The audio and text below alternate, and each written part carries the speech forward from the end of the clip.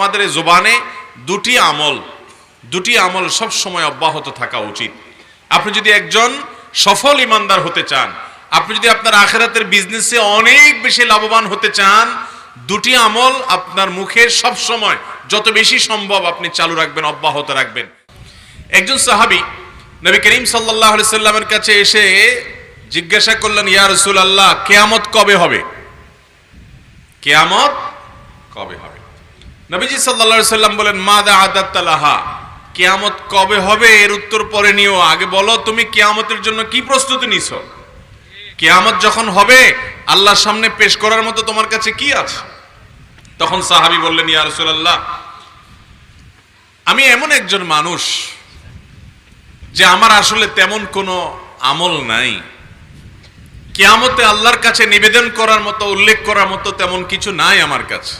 তবে একটা জিনিস আমার কাছে আছে, তা হলো আমি আল্লাহকে এবং তার রাসূলকে অনেক বেশি ভালোবাসি। এই আমলটা আমার মধ্যে আছে। আল্লাহ আমাকে এই জিনিসটা দিয়েছেন যে আমি আল্লাহ নবীকে, আল্লাহকে অনেক বেশি ভালোবাসি। তখন নবী করিম সাল্লাল্লাহু আলাইহি সাল্লাম বলেছেন, আনতা মা আমান আহবাবত, তুমি যাকে ভালোবাসো, তুমি যাকে পছন্দ করো, তুমি তার সাথেই থাকবে এবং তার সাথেই তুমি একত্রিত হবে। বর্ণনাকারী সাহাবী বলেন, নবী করিম সাল্লাল্লাহু আলাইহি সাল্লামের এই কথা শোনার পর আমরা এত আনন্দিত হয়েছি যে এছাড়া অন্য কোনো কথায়, অন্য কোনো কারণে আমরা আর কোনোদিন এত বেশি আনন্দিত হই নাই। কারণ ওই সাহাবী বলছেন যে আমি নবীজি সাল্লাল্লাহু আলাইহি সাল্লামকে ভালোবাসি, আবু বকর রাদিয়াল্লাহু তাআলা আনহুকে ভালোবাসি, ওমর রাদিয়াল্লাহু তাআলা আনহুকে ভালোবাসি, কিন্তু তাদের মতো অনুরূপ আমল আমি তো করতে পারি না, কিন্তু তাদেরকে ভালোবাসি, চেষ্টা করি তাদের অনুকরণ করার। আর এর বিনিময়ে যদি জান্নাত শুধু নয় বরং জান্নাতে তাদের কাছাকাছি থাকা যায়, তাহলে এটা তো সোনার উপর সোহাগা। এজন্য আমরা নবীজি সাল্লাল্লাহু আলাইহি সাল্লামের সুসংবাদ শুনে এত খুশি হয়েছি, অন্য কোন সংবাদে আমরা এত খুশি কখনো হই নাই। মুহতারাম হাজরিন, তাহলে নবী করিম সাল্লাল্লাহু আলাইহি সাল্লামের ভালোবাসা যার মধ্যে যত বেশি হবে, আল্লাহ রাব্বুল আলামিন তাকে নবী করিম সাল্লাল্লাহু আলাইহি সাল্লামের তত নৈকট্য অর্জন করে জান্নাতে তার কাছাকাছি থাকার তৌফিক দান করবেন ইনশাআল্লাহ। নবী করিম সাল্লাল্লাহু আলাইহি সাল্লামের সুপারিশ ছাড়া আমাদের উপায় কি আছে বলেন? বিশেষ করে আমরা যারা নিজেদেরকে ইমানদার দাবি করি, অথচ আমাদের দ্বারা অনেক গুনাহের কাজ হয়, অনেক কবিরা গুনাহ হয়, আমরা হয়তো আল্লাহর কাছে মাফ চাই, কিন্তু মাফ হয়েছে কিনা আমরা তো জানি না। এগুলোর জন্য আল্লাহ রাব্বুল আলামিনের কাছে কিয়ামতের ময়দানে মাগফিরাতের জন্য নবী করিম সাল্লাল্লাহু আলাইহি সাল্লামের সুপারিশ হলো আমাদের অনেক বড় একটা ভরসার জায়গা, যে তিনি যদি আল্লাহর কাছে সুপারিশ করেন, তার সুপারিশ আল্লাহ তাআলা ফিরিয়ে দিবেন না, তার সুপারিশ আল্লাহ গ্রহণ করবেন। এই জন্য নবীজির সুপারিশ ছাড়া তো উপায় থাকতে পারে না, তার সুপারিশের কাঙ্গাল তো ইমানদারকে অবশ্যই থাকতে হবে। নবী করিম সাল্লাল্লাহু আলাইহি সাল্লামের সুপারিশ কিভাবে লাভ করবেন, কি আমল করলে লাভ করবেন? নাম্বার 1, ঈমান থাকলে। আপনার ভিতরে যদি ঈমান থাকে, আপনার ঈমানটা যদি সহি হয়, বিশুদ্ধ হয়, তাওহীদটা যদি মজবুত হয়, তাহলে নবী করিম সাল্লাল্লাহু আলাইহি সাল্লামের ভাষ্য মোতাবেক আসআদুন নাস বিশাফাআতি ইয়াউমাল কিয়ামাহ মান ক্বালা লা ইলাহা ইল্লাল্লাহ, যে অন্তর থেকে লা ইলাহা ইল্লাল্লাহ তাওহীদের সাক্ষ্য দিবে, এই ব্যক্তি কিয়ামতের ময়দানে নবীজির সুপারিশ পাওয়ার উপযুক্ত হবে ইনশাআল্লাহ। নাম্বার 2, নবীজি সাল্লাল্লাহু আলাইহি সাল্লামের সুপারিশ পাওয়ার জন্য আযানের পরে যে দোয়া আছে, এই দোয়াটা বেশি বেশি করে পাঠ করবেন। কারণ আযানের পরে যে দোয়া আছে, এই দোয়া আল্লাহুম্মা রাব্বা হাযিহিদ দাওয়াতিত তাম্মাহ, এই পুরা দোয়াটা যদি কেউ নিয়মিত পড়ে, হাদিসে আসছে নবী করিম সাল্লাল্লাহু আলাইহি সাল্লাম বলেছেন কিয়ামতের ময়দানে ওই ব্যক্তির জন্য নবী করিম সাল্লাল্লাহু আলাইহি সাল্লামের সুপারিশ পাওয়ার অধিকার তার হয়ে যায়, তার জন্য এটা সুযোগ তৈরি হয়ে যায়, তিনি এটা পাবেন। নাম্বার 3 নম্বর আমল হলো, মদিনা শহরে কেউ যদি বসবাস করতে গিয়ে কষ্ট হয়, মদিনায় অনেক গরম, অনেকের শরীরে সহ্য হয় না, বিশেষ করে হিজরতের পরে মক্কা থেকে যে সাহাবীরা মদিনায় হিজরত করে আসছিলেন, তাদের অসুস্থ হয়ে গেছেন, অনেকে পেটের পীড়ে আক্রান্ত হয়ে গেছেন, কারণ মদিনার পরিবেশটা তাদের সাথে শুট করছিল না। তো এই অবস্থায়ও তারা সবর করেছেন।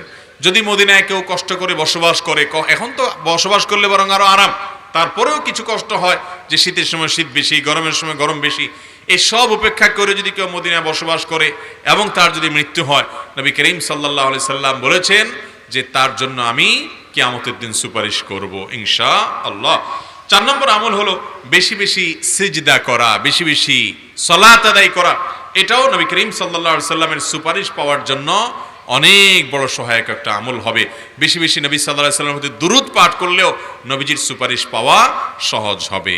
তিরমিজির হাদিসে আসছে নবী করিম সাল্লাল্লাহু আলাইহি সাল্লাম বলেছেন, আওলান নাস বি ইয়াউমাল কিয়ামাহ আকসারুহুম আলাইয়া সালাতা।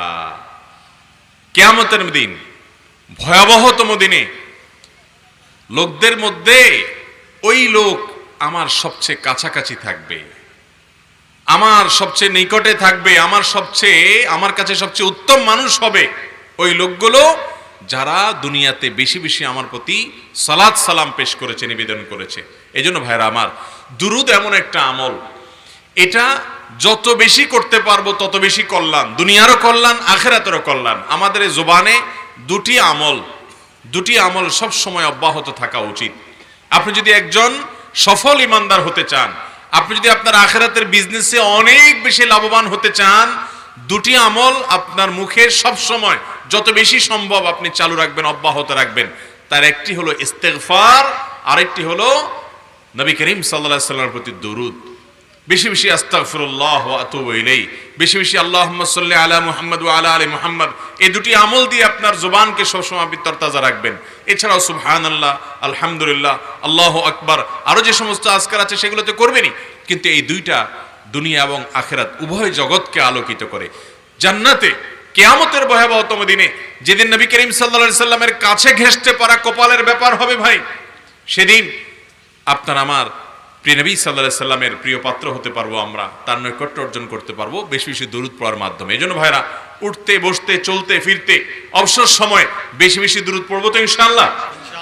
আল্লাহ আমাদের সবাইকে তৌফিক দান করুন। তাহলে এই পাঁচটা আমল আমরা করতে পারি। এক নম্বর, আবারও বলছি, ঈমানটাকে মজবুত করা, তাওহীদকে ঠিক রাখা, এটা হলো প্রথম শর্ত, পূর্ব শর্ত। দুই নম্বর হলো আজানের পর দোয়া পড়া।